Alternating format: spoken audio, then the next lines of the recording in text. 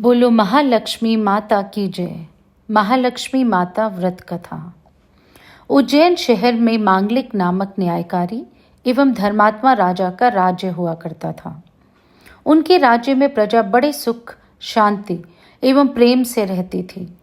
एक दिन राजा शिकार करते करते एक जंगल में जा पहुंचे। वहां उन्होंने कुछ गोपियों को कथा करते देखा। कथा पूरी होने पर एक गोपी ने आकर राजा को महालक्ष्मी माता का सगड़ा दिया और कथा की विधि भी बताई, जो इस प्रकार थी। भाद्रपद महीने में शुक्ल पक्ष की अष्टम तिथि पर महालक्ष्मी माता का व्रत कर कथा करें। हल्दी रंग के कच्चे सुट के धागों के 16 किस्में लेकर 16 गांठें लगाकर महालक्ष्मी माता का सगड़ा बांधे। फिर कृष्ण पक्ष के अष्टम तिथि पर व्रत कथा करके महालक्ष्मी माता का सगड़ा छोड़ें। राजा ने महालक्ष्मी माता का सगड़ा लेकर अपनी पत्नी चंद्रावती को दिया और व्रत की महिमा बताकर दरबार में चले गए। पर रानी ने अपनी अभिमान में आकर महालक्ष्मी माता का सगड़ा फेंक दिया। प्रारब्ध से उनको बहुत दुख और कठिनाई सहनी पड़ी। एक दिन सुबह राजा और रानी जब नींद से उठे तो खिड़की से राजा की नज़र दूर से आते एक इंसान पर पड़ी। रानी ने कहा, वो इंसान नहीं, हिरन है। इस बात पर दोनों की बहस हो गई। अंत में फैसला हुआ कि जिसकी बात झूठी साबित हुई उसे देश निकाला दिया जाएगा।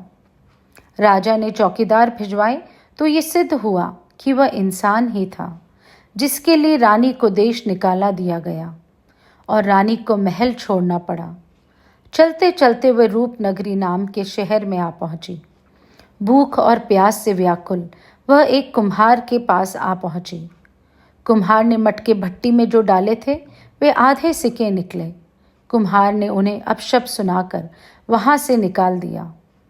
वहां से वह एक बहती नदी के पास प्यास बुझाने गई, परंतु जैसे ही उन्होंने पानी के लिए हाथ बढ़ाए तो वह बहती नदी भी सूख गई।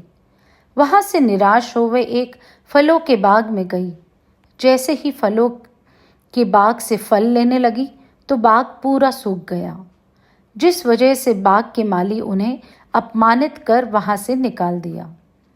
रानी वहां से एक जोगी की कुटिया में जा पहुंची। जोगी को हमेशा भरपेट खाना मिलता, परंतु आज रानी के उसकी कुटिया में होने से उन्हें सिर्फ निराशा ही प्राप्त होने पर वे रानी पर क्रोधित हो गए। जब रानी ने जोगी से अपनी दुर्दशा व्यक्त की तो जोगी को रानी पर दया आ गई। उन्होंने रानी को अपने कुटिया में आश्रय दे दिया। जोगी महात्मा की सेवा करते करते 1 साल बीत गया और फिर महालक्ष्मी माता व्रत का महीना आया। रानी ने प्रेम और भक्ति भाव से व्रत कथा कर सगड़ा बांधा। तब जाकर महालक्ष्मी माता प्रसन्न हुई और सूखे फलों का बाग फिर से हरा भरा हो गया। कुम्हार की भट्टी से सूखे पक्के मटके निकल गए। सूखी नदी फिर से बहने लगी। जब सबने ये देखा तो रानी से आकर माफ़ी मांगने लगे। एक दिन राजा मांगलिक शिकार करते उसी जोगी की कुटिया के पास आ पहुँचे जहाँ रानी ने शरण ली थी। राजा भूख और प्यास से व्याकुल हो उठे तो वजीर से कहा।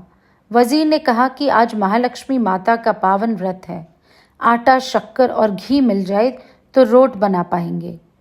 वजीर खोज करता हुआ कुटिया में जा रोट बनाने लगे तो वह जल गए।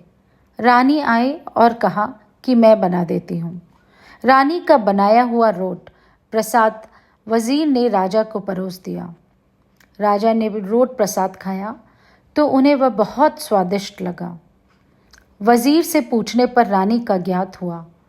राजा ने कुटिया में प्रवेश किया तो रानी चंद्रावती को देख बहुत प्रसन्न हुआ और उन्हें अपने साथ वापस राजमहल ले गए। बोलो महालक्ष्मी माता रानी की जय।